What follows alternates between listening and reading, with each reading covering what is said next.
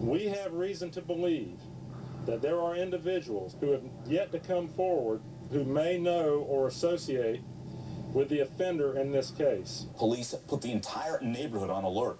They believe someone knows something but is not coming forward. People close to the individual responsible for this offense may have noticed one or more of the following behavioral changes or scenarios leaving the area unexpectedly for what seems like a very plausible reason, such as going to work or to visit a friend or a relative, missing work or other routine engagements, particularly on the afternoon or night of the incident, an unnatural interest in the status of this investigation, paying close attention to media reports, talking about this incident with others, friends, families, and co-workers. All I want is to happen is that my baby didn't die in vain, and that we catch it.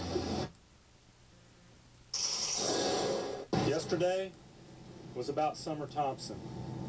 Today is about her killer. My sincere hope is that the Thompson family found comfort from the outpouring of love and support that was demonstrated by all who was there. But now, I turn my attention to finding Summer's killer and serving justice. And to do that, I need help from certain people. People close to the individual responsible for this offense may have noticed one or more of the following behavioral changes or scenarios, especially since October 19th, 2009. Leaving the area unexpectedly for what seems like a very plausible reason, such as going to work or to visit a friend or a relative, missing work or other routine engagements, particularly on the afternoon or night of the incident, unexplained injuries such as cuts, bruises, particularly on the head, arms, and hands. Tonight, police are saying there's a killer among us and he can be identified. That there are clues all around us as to who killed this little girl. Her body found 55 miles north of her home. Police following the local trash truck to a dump and sifting through about 100,000 tons of garbage until they see the child's legs. Who killed Summer? Out to Tiffany Griffith with WOKV Radio. Tiffany, what are police trying to tell us about the killer? They're trying to give us a profile, who we should be aware of in our surroundings. Like we heard from the sheriff giving those details of who this suspect could be, just to make the public a lot more vigilant and aware of what happened that day, because we're still trying to track down who could have done this. Well, Pat Brown, criminal profiler, author of Killing for Sport, it all happened so quickly. I mean, she is walking home with her friends, her sister, her little twin brother. They're with the rest of the neighborhood friends. She runs ahead just for a few moments. She's never seen again.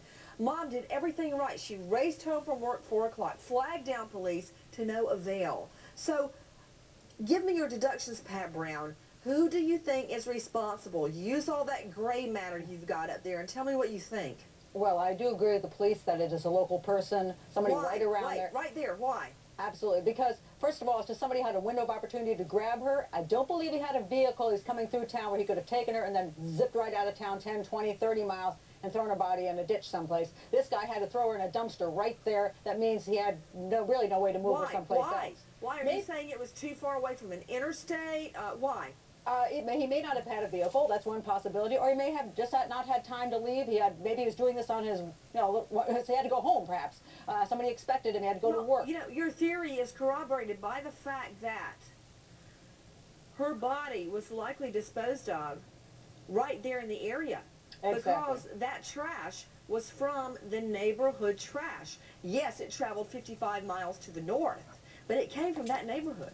Exactly, but I do want to warn the public about what the police have put out. This person may exhibit one or some of those the behaviors they are talking about, but on the other hand, he may exhibit absolutely none of them. So please don't say, wait a minute. Why are you so sure it's a he? Because we've just seen in another case, it's a 15-year-old girl. That is true, and of course we have to keep that in mind. Just generally speaking, it usually is a he, but yes, you can keep in mind the female. But if somebody is psychopathic, you know, this cruel person who lies and manipulates, has no empathy, that kind of person, and he doesn't exhibit these things, doesn't mean he's not the guy. So pay attention closely to the time of day this happened and say, could he have done it, even if he doesn't show all of these signs? With us right now, I'm hearing in my ears a very special guest, Samuel Thompson. This is Summer Thompson's father. Mr. Thompson, thank you for being with us. Thank you very much for having me.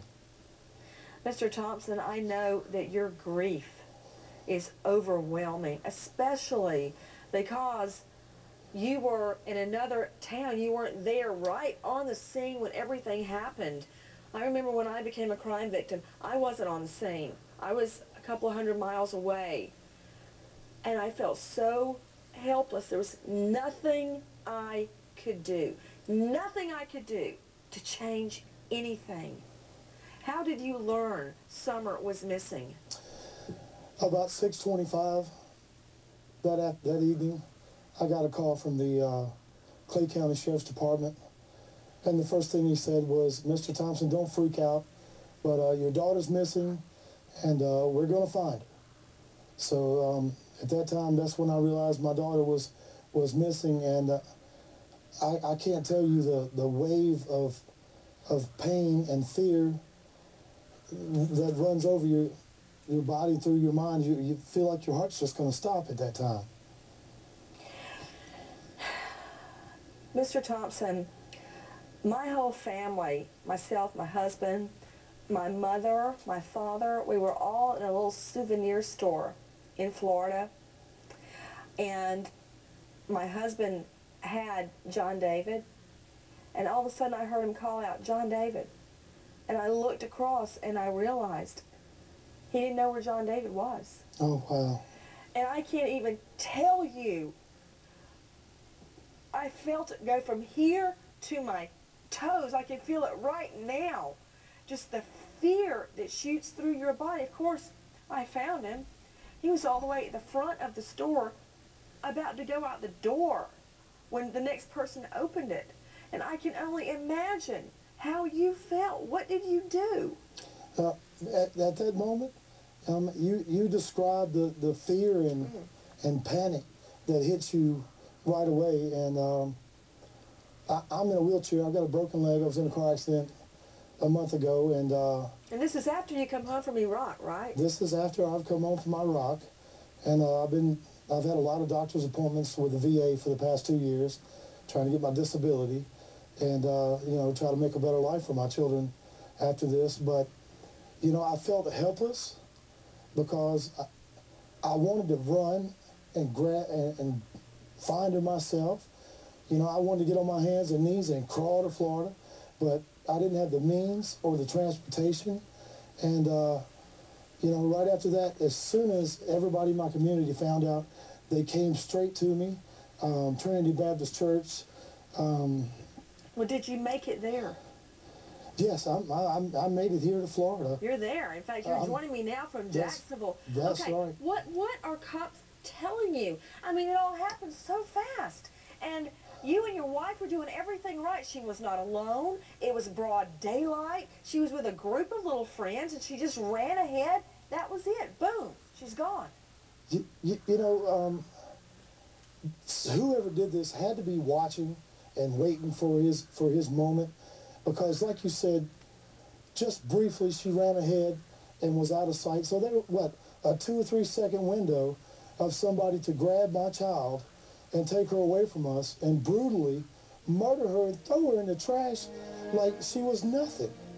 So if this doesn't wake everybody up in America to know that when you feel secure that your children are okay, you need to think again. And you need to protect your children. You need to watch your children. You need to know where they are. Don't take anything for granted ever again. We get complacent as Americans, and we get in our comfort zone. But now you see that we can't be that way. This world is different. We need to change our ways.